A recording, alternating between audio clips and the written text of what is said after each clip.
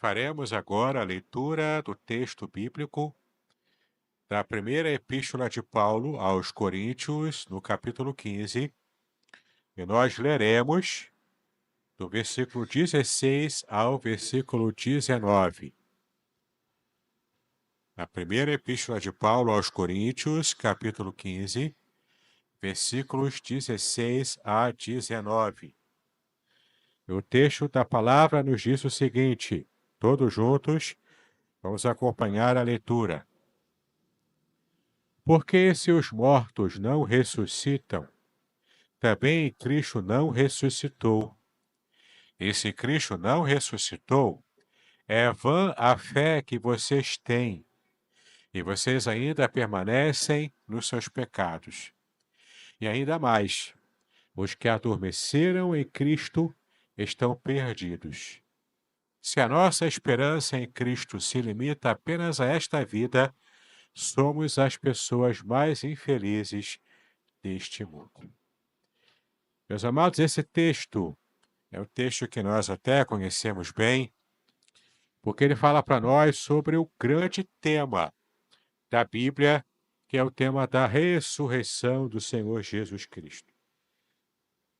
Ora, já estamos na semana conhecida na tradição ocidental, aqui no nosso país também, na tradição que é a chamada de Semana Santa.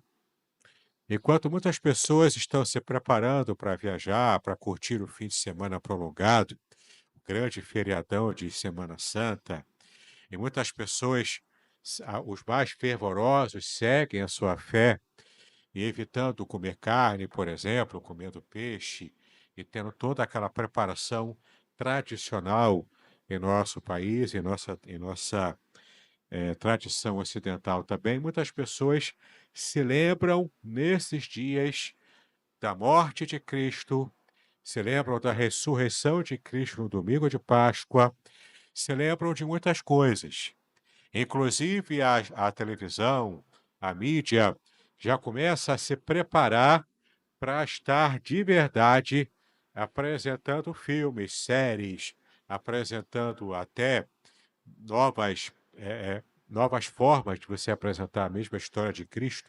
Começam a apresentar ali, esse ano principalmente, haverá já a estreia de um desenho animado baseado na vida de Cristo, contado a partir da perspectiva de um grande escritor inglês muito famoso. Então a gente começa a perceber já o mundo falando, pelo menos o mundo ocidental, falando acerca da ressurreição de Cristo, falando acerca de Cristo, da morte dele, e tem toda aquela comoção mundial em torno da própria presença do Senhor Jesus, da vida de Jesus. Em algumas ocasiões, também as revistas, jornais e também programas do The History Channel e por aí vai, são programas que começam a falar sobre o Jesus histórico, se Jesus existiu ou não, e começam a dar aquelas reportagens, muitas vezes tendenciosas, tentando minar e mostrar que Cristo era apenas um mito, não existiu de verdade, e começam a andar por esse caminho. Nós que conhecemos a palavra, nós que falamos com Cristo todos os dias, nós que lemos a sua palavra, que temos um relacionamento com o Senhor, sabemos naturalmente que Ele existe e temos essa felicidade de servirmos ao nosso Senhor que está vivo, Ele que não está morto. Mas a questão aqui é a seguinte: a ressurreição de Cristo é o maior acontecimento na Terra até o presente momento. Nós temos vários checkpoints espirituais que Deus plantou na história da humanidade. A criação é o primeiro deles, quando Deus cria tudo e do nada Deus fez todo o universo, Deus fez toda a criação e hoje nós podemos declarar que nós temos vida porque Deus nos fez. E é o primeiro milagre que o Senhor Deus fez em toda a terra e todo o universo com a própria criação. Depois a história foi andando E teve um grande milagre também, o grande milagre do Antigo Testamento, a libertação de Israel a partir da escravidão do Egito, quando o próprio Deus abre o Mar Vermelho e faz todo o milagre, se apresenta de modo palpável, de modo físico para Israel, com o Monte Horebe fumegando. Tem toda aquela história do êxodo que nós também conhecemos, a Páscoa judaica que é apresentada naquele momento, é uma festa que é decorrente, um memorial todos os anos, a partir do momento em que Deus liberta Israel com forte mão da escravidão no Egito. Esse é o segundo checkpoint que eu quero trazer para vocês. Lembrá-los de que Deus está atento, está agindo em nossa história ao longo do tempo. Mas vem o terceiro momento, o terceiro checkpoint, o terceiro milagre, ainda mais estrondoso do que a própria libertação de Israel no Egito, que é a própria ressurreição de Cristo. A vida de Cristo, a encarnação do Verbo, culminando com a morte, culminando com a ressurreição de Cristo, é o maior milagre até o presente momento da história da humanidade. E o quarto milagre, um quarto acontecimento, o quarto checkpoint, aguardamos que ele aconteça. Ele está prometido, ele está profetizado, e nós aguardamos a volta do Senhor Jesus com poder e grande glória para poder levar a igreja para estar consigo e então acontecer tudo o que está profetizado na Bíblia com respeito aos momentos finais, aos momentos derradeiros da nossa história, da nossa humanidade, da nossa vida nessa existência, nessa realidade física aqui no mundo. Em todos esses checkpoints, Deus está mostrando que Ele está presente, que Ele está ativo, que Ele está interessado em nossa história, Ele está interessado em nossa vida. E eu quero, claro, por causa desse momento especial, dessa festa especial da Páscoa, dessa festa especial de adoração ao Cordeiro de Deus, nós queremos, nesse momento, colocar a nossa atenção, fixar a nossa atenção naquele terceiro momento, que é o grande momento da história até o presente momento, até a presente hora, que é a ressurreição do Senhor Jesus. E nesse trecho que a gente leu aqui, Paulo está escrevendo aos irmãos que compunham a igreja de Corinto. A igreja de Corinto era uma igreja de difícil pastoreio. Era uma igreja complicada, porque era uma igreja dividida, era uma igreja que tinha muitos pecados aparecendo, vindo à tona, era uma igreja complicada, inclusive na sua própria liderança, era uma igreja com dificuldades, a ponto de Paulo escrever a sua primeira e a sua segunda carta, tendo um esforço muito grande para resolver essas questões da igreja. Era uma igreja que estava recebendo muita influência pagã. A igreja estava na cidade de Corinto. E Corinto era uma cidade grande, cosmopolita, ligada ao Império Romano, mas com a cultura grega entranhada no seu cerne, na sua filosofia, na sua cosmovisão. E o povo de Corinto estava também com essas atitudes influenciadas pela cultura pagã, justamente colocando em perspectiva a filosofia grega. E isso estava influenciando, inclusive, os irmãos que haviam se convertido e que estavam ali servindo a Deus e adorando Cristo, mantendo a igreja de Corinto funcionando. E a grande questão é que, assim como os fariseus, aliás, os saduceus, lá na época de Cristo ainda, os saduceus estavam criando uma teologia diferente da teologia bíblica, negando a ressurreição dos mortos, também por influência da filosofia grega, porque a filosofia grega dizia que o corpo é tudo de mal, e a vida humana real é a vida espiritual, é a vida da alma, dessa alma eterna que vive além do corpo. Então, enquanto o ser humano está no corpo, ele está simplesmente se dedicando à sua porção mais animal, à sua porção mais baixa, portanto ruim. Por causa disso, eles negavam qualquer tipo de ressurreição, qualquer tipo de ideia que pudesse valorizar o corpo. Porque na mentalidade greco-romana, a vida real está na dimensão do espírito, na dimensão da alma, que é imortal. Então, por influência desse pensamento grego, os saduceus, lá na época de Cristo, negavam a ressurreição, mesmo sendo um grupo religioso judaico, mas estava ali colocando por terra todo o pensamento bíblico herdado em toda a evolução histórica de Israel no passado, na ação de Deus e o quanto Deus ensinava a própria ressurreição dos mortos. Eles começaram a negar isso para serem relevantes à sua realidade, à sua geração. E esse ponto ainda começa a trazer dúvidas aos corações dos irmãos que estavam ali cultuando a Jesus, servindo a Jesus na igreja implantada em Corinto. E todo aquele mar de pensamentos filosóficos estava fazendo mal à mente daqueles irmãos. Além de questões morais, questões de doutrina, questões de conduta pessoal, eles estavam também se debatendo com essas ideias. Então, Paulo, nessa primeira carta, ele precisava tratar também disso. Ele, então, defende a ressurreição. A ressurreição enquanto conceito, enquanto princípio bíblico. Ele defende a ressurreição e usa o maior argumento que ele podia usar.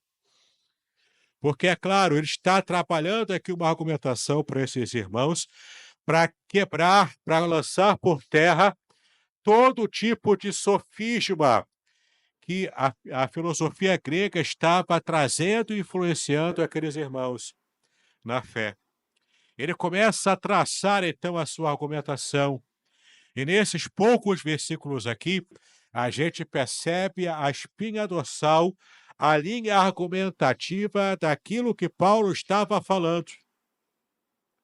E o principal argumento que ele fala aqui é dizer, nos versículos 16 e 17, que se não houvesse ressurreição, a nossa fé seria falsa, seria vazia, seria uma fé não operante, uma fé inócua. E por que Paulo fala isso? Porque ele está argumentando aqui o poder da ressurreição, que é a restauração do mesmo corpo que havia morrido, que havia se deteriorado, e Deus, com o seu poder soberano, consegue trazer novamente à vida o corpo depauperado, o corpo já dissolvido na terra. Como funciona essa tecnologia, você não vai perguntar, porque eu não vou saber responder. Como que Deus vai operar a ressurreição do primeiro ser humano que morreu, Abel? Ainda próximo ali daquele período da expulsão do Éden. Como que Deus preservou as moléculas, como que Deus preservou os átomos, tudo aquilo que compunha um dia a vida de Abel. Durante tantos milênios, nós não sabemos.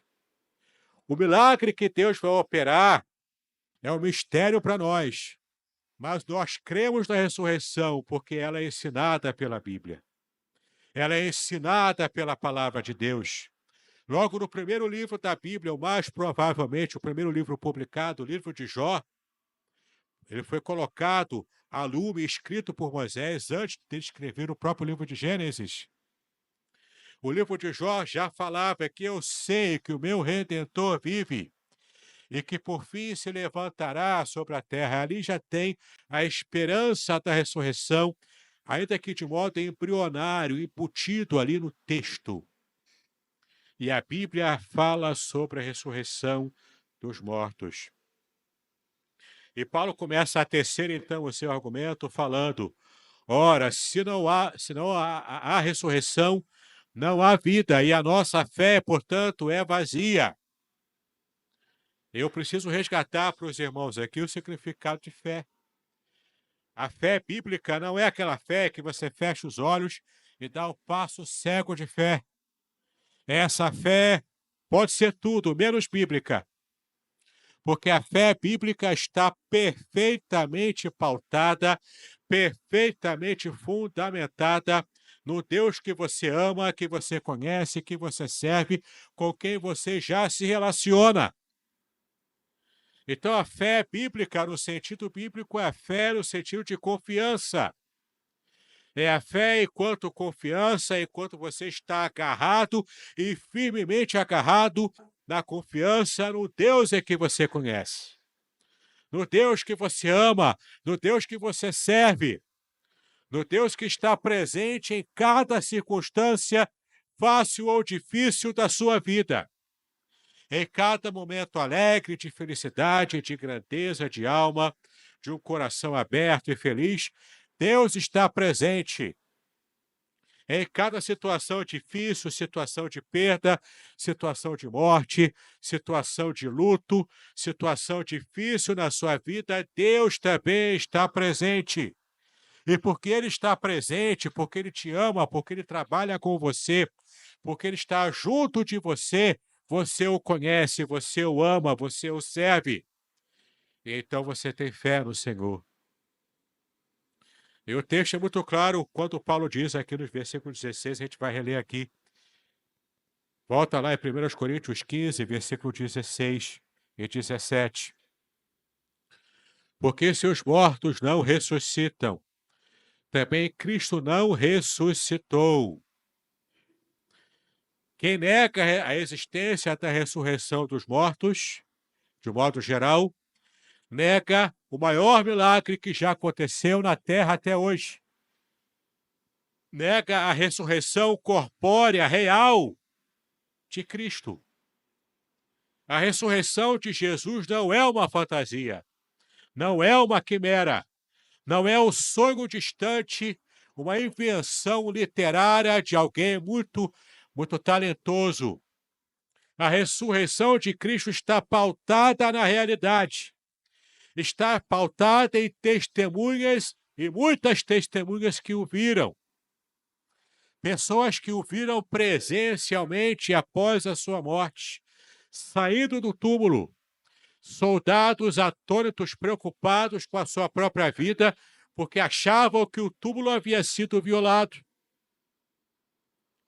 Pessoas estateladas, totalmente embasbacadas, boquiabertos, porque não entenderam o que aconteceu. Enquanto que o próprio Jesus já havia dito que ele ressuscitaria.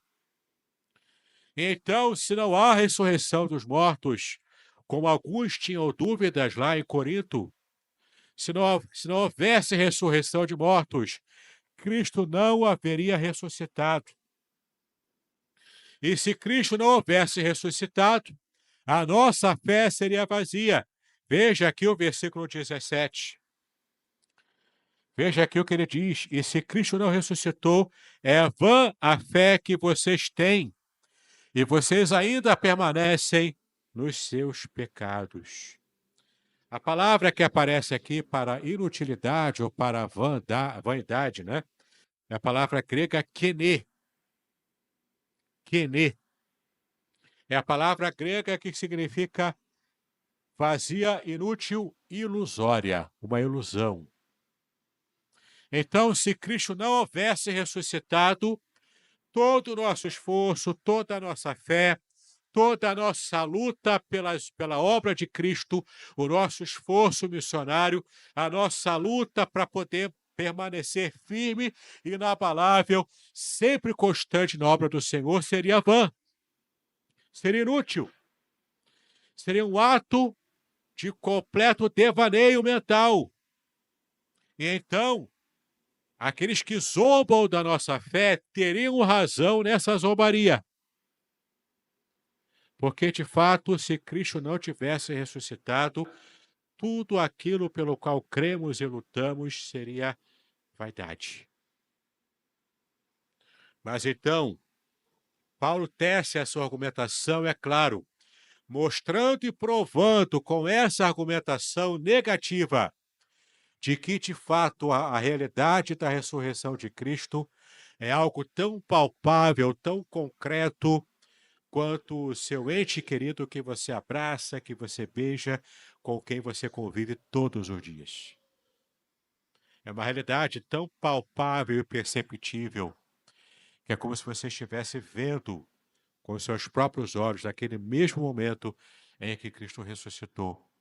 Assim como as testemunhas do passado, Maria Madalena, aqueles discípulos que chegaram ali, todos eles perceberam, testemunhando, o próprio Paulo, que não viu Cristo em vida, mas viu o Cristo ressuscitado, chamando, convertendo, trazendo para os seus caminhos, e você vai percebendo a glória de Deus sendo revelada nesse momento da própria ressurreição.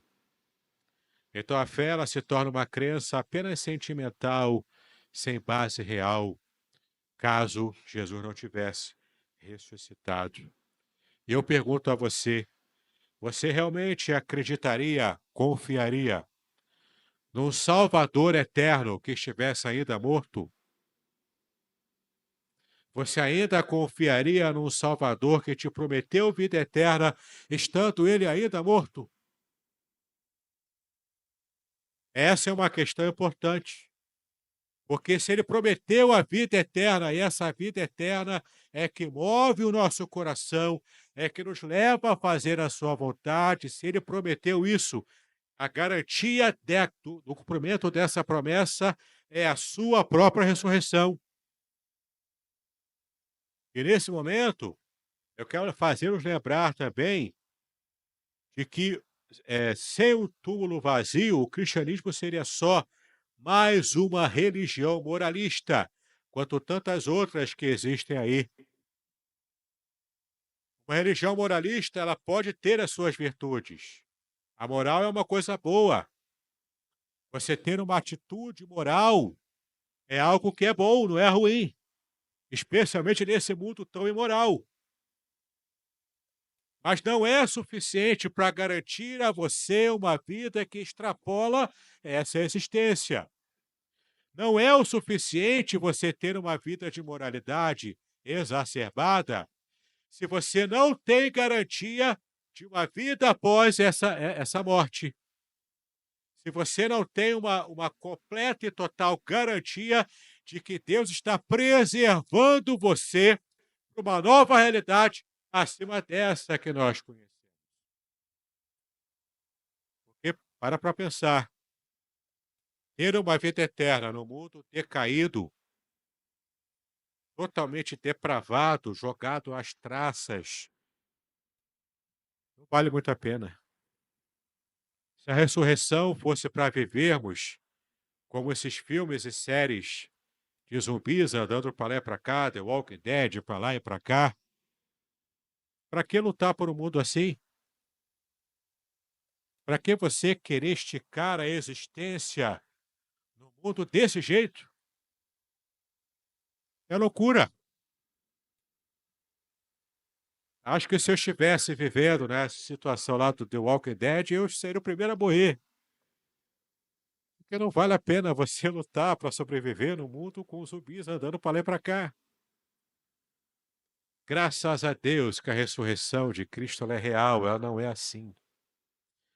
Quem ressuscita volta na sua melhor fase, tanto na aparência, quanto na saúde, quanto na própria presença de Deus, no poder de Deus atuando.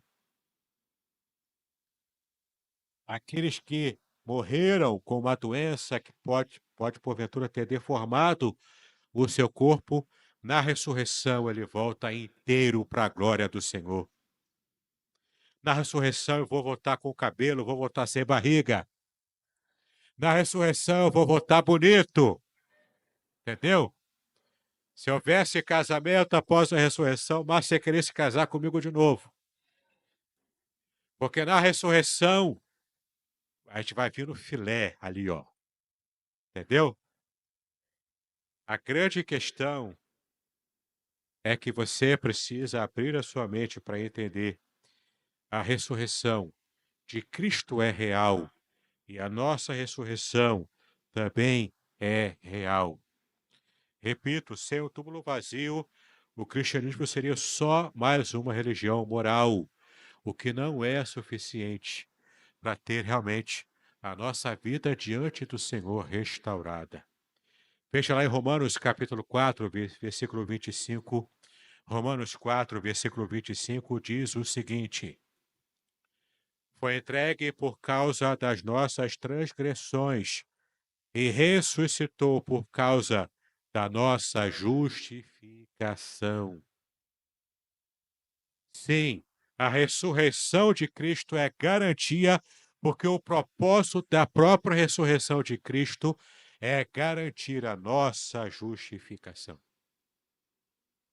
Foi por amor a mim e a você que ele morreu e que também ressuscitou.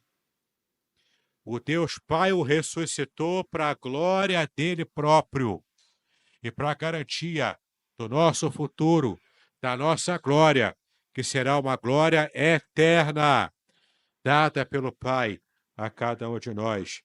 Veja também lá em Atos 17, versículo 31. Atos, capítulo 17, versículo 31. Deus garante que vai julgar o mundo com justiça por meio do homem que designou, e disto deu certeza a todos, ressuscitando-o dentre os mortos. Aqui o homem que ele designou é o próprio Filho, é o próprio Senhor Jesus. Então essa é a garantia também de que nós seremos restaurados e seremos livres de todo tipo de julgamento final. Nós temos a certeza, temos a completa certeza de que o Senhor estará conosco, nos abençoando e nos levando para a sua própria realidade eterna. Lembre-se, Jesus disse que eis que eu estarei convosco todos os dias das suas vidas até a consumação dos séculos. Então tem prazo de validade essa promessa. Enquanto houver essa realidade, enquanto houver esses séculos acontecendo, os anos passando, as gerações passando, Jesus promete estar com aquele que pertence a ele. Mas essa promessa tem prazo de validade. Porque após esses séculos dissolverem, após toda a profecia do Apocalipse se concretizar, não será Cristo em nossa realidade conosco, mas seremos nós na realidade dele por toda a eternidade, sem luta, sem choro, sem dor, sem sofrimento. É só peso de glória para todo sempre. É essa realidade que Jesus promete a cada um de nós. É quando nós estaremos dentro da sua própria realidade, na dimensão celestial, adorando o Senhor, servindo ao Senhor por toda a eternidade. Então entenda, meu amado, caso Cristo não tivesse ressuscitado, Paulo argumenta, a nossa fé seria vã. Todo o nosso esforço seria vão, seria passageiro, seria espúrio, seria uma ilusão. Também nos versículos 17 e 18, Paulo fala o seguinte, retomando aqui o final do versículo 17 e o versículo 18. E vocês ainda permanecem nos seus pecados, e ainda mais os que adormeceram em Cristo estão perdidos. Caso não houvesse ressurreição de Cristo, não haveria perdão para os nossos pecados. Estaremos cada vez mais nos deteriorando moralmente, espiritualmente, fisicamente, totalmente submersos na morte, no pecado, em todo tipo de entropia produzida pelo mal. E, além disso, não haveria esperança de uma nova vida, de uma nova realidade, de um resgate dessa condição. Glórias a Deus que Cristo ressuscitou. Porque Cristo ressuscitou para trazer vida a cada um de nós. E essa vida renova a nossa esperança. Essa vida traz a nós essa condição de termos realmente uma nova perspectiva eterna. Porque Deus colocou esse sentimento, esse desejo pela eternidade em nosso próprio coração. Como diz lá no texto de Eclesiastes. Agora é muito interessante a gente perceber o seguinte, que lá em 1 de Pedro, capítulo 1, versículo 3, você pode ler comigo o seguinte: pela ressurreição de Jesus Cristo dentre os mortos, para uma viva esperança.